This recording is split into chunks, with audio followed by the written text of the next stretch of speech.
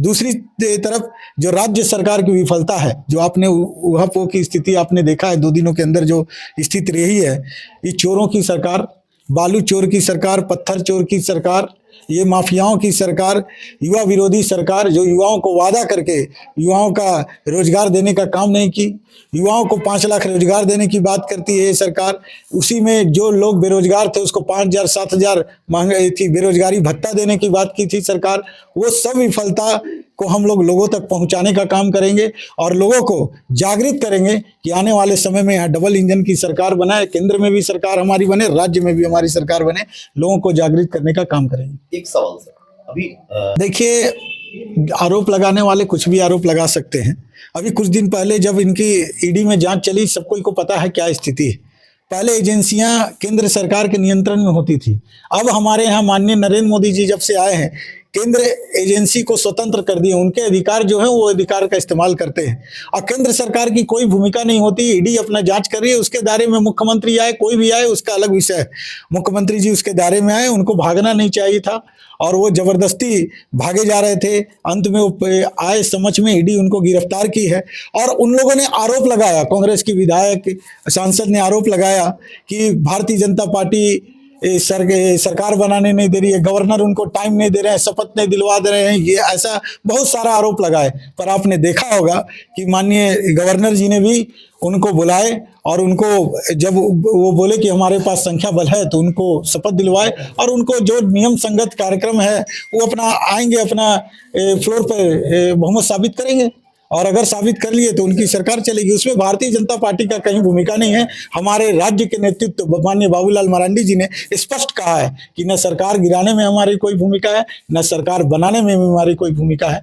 हम जनता के साथ हैं, जनता के बीच है, जनता की आवाज हम उठाने का काम करें। झारखंड मुक्ति मोर्चा, अब ये तो समय बताएगा। जो संख्या बल बता रहे हैं, कभी सोशल मीडिया के माध्यम से, आप लोग के माध्यम से पता चलता है कि उनके एक विधायक इस्तीफा दे दिए हैं, कोई विधायक नाराज है। कई विधायक आपके टच में, भाजपा के टच में? देखिए, भारतीय जनता पार्टी से प्रभावित होकर बहुत कोई रहते हैं संपर्क में, कोई बात करते हैं, पर हम किसी, भारतीय जनता पार्टी ने स्पष्ट कर दिया है, ना हम सरकार गिराने का काम कर रहे हैं, ना सरकार बनाने का काम कर रहे हैं। आप पर आरोप भी लग रहा है कि यहाँ पे आप उनके जो विधायक हैं उनको तोड़ने का प्रयास कर, अगर तोड़ने का प्रयास करते तो आज स्थिति कुछ और होती, पर हमने तो तोड़ने का प्रयास ही नहीं किया। लोबिन हेम्ब्रम अगर नाराज हैं तो उनसे नाराज हैं, हमने तो उनसे कोई बात नहीं किया। सीता सोरेन नाराज है तो उनके परिवार की बहू है, वो नाराज है, हमने तो कभी नहीं बोला।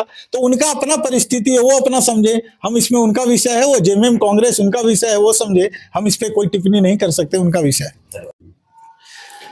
देखिए, आज माँ भद्रकाली जी का दर्शन करने आए चतरा में। चतरा में अभी हमारी प्रभारी के रूप में यहाँ मेरे मनोनीत हुआ हूँ, माननीय जिला अध्यक्ष जी में मनोनीत हुए हैं। सर्वप्रथम हम माँ भद्रकाली जी को प्रणाम करके इस चतरावासी को सुख समृद्धि मिले, यहाँ लोगों का विकास हो, चतरा का विकास हो, चतरा की आवाज़ पूरे झारखंड में हम लोग उठाएं, पूरे देश में उठाएं और चतरा का नाम देश के पटल पे आए, ऐसा सोचकर हम लोग माँ भद्रकाली से आशीर्वाद लेने आए थे। और यहाँ से हम लोग अभी निकलेंगे, भारतीय जनता पार्टी का निरंतर कार्यक्रम चलता है, उसी कार्यक्रम के तहत अभी चतरा हम लोग का जाना है, चतरा जाएंगे। क्या कार्यक्रम है? भारतीय जनता पार्टी का लगातार कार्यक्रम चलता है और हम लोग समाज में सतत प्रयास करते हैं समाज को जागृत करने का। सरकार, केंद्र सरकार की जो योजनाएं हैं वो अंतिम व्यक्ति तक पहुँचे, अंतिम व्यक्ति का कल्याण हो, अंत्योदय का जो हम लोग प्रण लेके चलते हैं कि अंत्योदय को लाभ मिले। सरकार की जैसे योजनाएं, माननीय नरेंद्र मोदी जी की बहुत सारी योजनाएं चल रही है, वो हमारे पार्टी के कार्यकर्ता से संवाद करके वो पार्टी के कार्यकर्ता नीचे तक जाए, गांव तक जाए, घर में जाए और लोगों को उसका लाभ कैसे मिले, उसके विस्तार के रूप में हम लोग आज विस्तार पूर्वक बात करेंगे कि उसका विस्तार कैसे हो, नीचे तक कैसे कार्यकर्ता जाए, उसकी योजना बनाने